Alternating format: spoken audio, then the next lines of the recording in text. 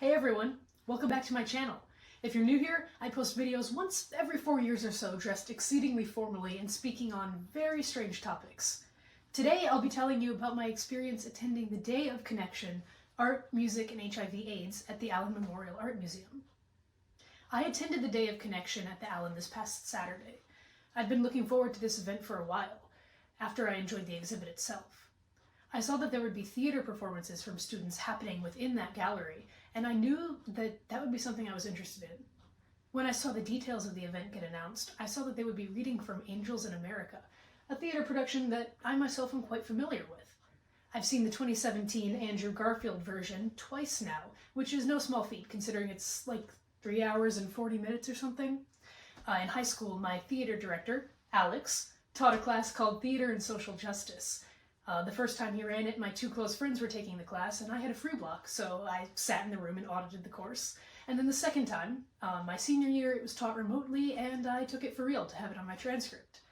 It's 4 hours long, it's amazing, it's heartfelt. Andrew Garfield gives the performance of a lifetime, and so, when I read that, I knew that this was something I wanted to attend.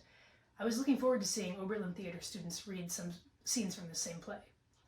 I was able to convince my partner to join me in attending these efforts. This is my partner. Their name is Lee Jones. I would like to make a distinction at this point in the talk.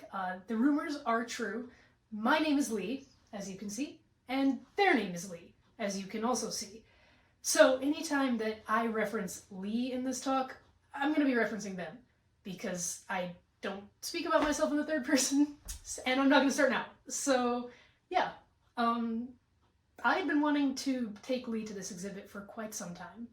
Lee was raised in a Black Baptist church in Philly, and they are partial to Keith Haring patterned clothing.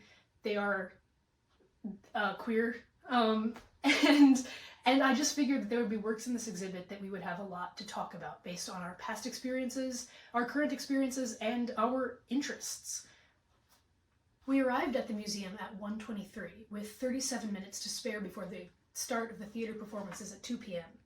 When we got there, I hadn't accounted for the fact that chairs would be set up in the eastern side of the gallery, closer to Lorraine Street, so we started on the western side, which is not really doing the loop of the gallery as intended, as we cut through the hallway to get to the second half. But this turned out to be fortunate, because it led us right to Jess T. Dugan's portrait of Dee Ngozi. Now, Lee was really resonating with this work because they have experiences with the motherboard of their church, and we had a conversation about this. This was not something that I'm familiar with growing up in a white Jewish suburb, and we had an interesting conversation about the role of queer mother figures in the religious world. We also viewed the other works, the Keith Harings, the Mapplethorpe, and Lee was decidedly not interested in, some might say actively disturbed by, the Andre Serrano works, but, when you're interested in modern and contemporary art, can't win them all. So let that one roll off my back, and we spent about 10 minutes talking about Felix Gonzalez Torres's untitled Death by Gun. I wrote a paper on this work a few years ago, and we had a great discussion about the contemplation of life, dying, mourning, and even discussed the modern implications of this work. I thought it was particularly interesting to have this conversation with Lee because I've done writing on this piece and got to draw from my past knowledge and talk about it with them in person. That was great. At this point, we had spent about 10 minutes with that, and it was almost 2 o'clock, so we needed to go and have a seat in the gallery. We walked over there, and we found some chairs. We sat down. We said hi to Professor Perry, and then we were good to go. When I opened up the program, I was really excited because I saw that there would be a lot of readings from Angels in America, as well as some performances by people that I knew. It was really cool to see people like Calvin Ray Schaller and Jacob Fife and Anna Steele, who I'm currently working with on another gay show. It's called These Gay and Crazy People, a gay adaptation of Company, because we couldn't get the rights to Company, but then we decided that Company was boring because it wasn't queer enough. Long story short, it was awesome to see these really talented theater performers in this setting that was so ripe for performance. I really enjoyed the fact that they were performing it in this gallery, surrounded by art. It felt like a really, really creative space, and it was deeply emotional too, to think about the the creation of the works that they were performing, to think about their process performing the works, to think about the creation of the artworks in the gallery, and to have that all sort of converge around us as the theater performances were happening. Calvin started off with a song he sung from this landing on the north side of the gallery, and we were facing south. We were facing south towards the big piece on the wall there, and we heard Calvin begin to sing and turn around, and his voice echoed through the gallery. I mean, it just radiated into the space, ringing off of the artwork and into our ears. Really, really beautiful. And then when we turned back around, Anna was dancing on stage, moving to the piece, and then just the combination of the movement, the artworks, and the voices. No, just Calvin's voice, the vocals. Beautiful. Really, really, really beautiful. After that, there were readings from Angels in America, Joe and Lewis particularly, but later Kate Heffernan came on playing Harper, Joe's wife, their Mormon.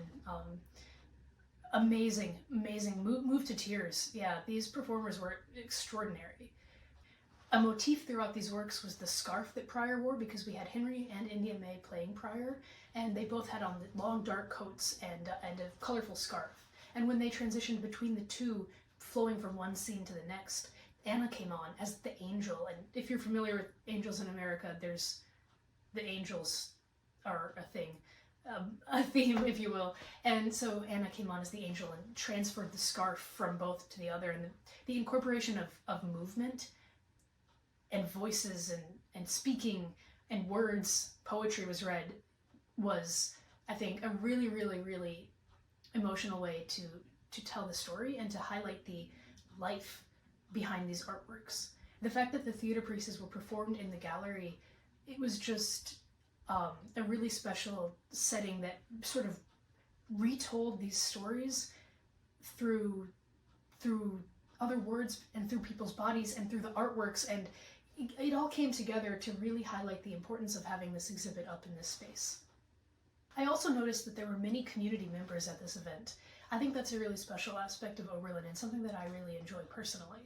I led a few talks a couple weeks back from a rabbi coming in to speak on queer religious topics and his activism work, and one of the community members who attended I think all 3 or 4 of those talks, was at this event as well. And so I've realized that making connections with the community here is so incredibly valuable, and I love how possible it is.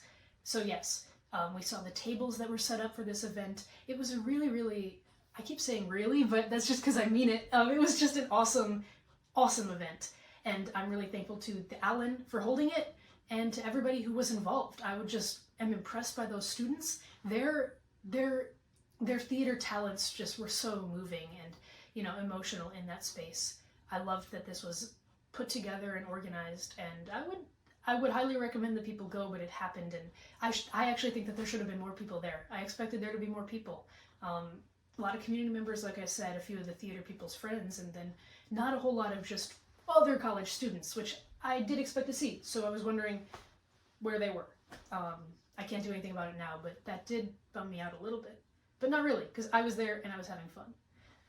After the theater performances, my partner and I walked around to the other section of the gallery, but we had to go.